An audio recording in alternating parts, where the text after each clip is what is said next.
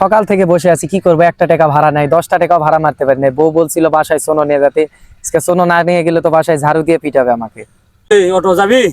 Auto না, এটা তো হানিফ গাড়ি। আপনি অটো বলতেছেন কেন? দেখে কি মনে হচ্ছে এটা ভ্যান? হ্যাঁ, এটা 40 কোটি টাকা দাম এই গাড়িটার। আপনি কি মনে হয় দেখছেন আমার গাড়িটা? এই বেটা চাপা থামা। চাপা না ভাই, এটা আমার গাড়িটা দেখছেন আপনি? 1 কোটি টাকা দাম না আছে। বড় হানিফ। ভ্যান না ভাই, আপনি উঠে দেখেন আমার গাড়িতে, উড়ে উড়ে আপনাকে নিয়ে যাবো, হানিফের ছোঁয়া দিব। এই বেটা এই কোন হানিফ দেখা তো আমার? দেখেন। কই হানিফ কই? এটা কি গাড়ি মনে হয় আপনার দেখে ভাই? আরে ভ্যান ভ্যান। ভাই এটা হানিফ গাড়ি ভাই। এটা টান দিলে আশেপাশে কোনো গাড়ি যাবি যাইতে তো পারে না। যাবি? ভাই যাবো না, আপনি অপমান করেছেন আপনি আমাকে।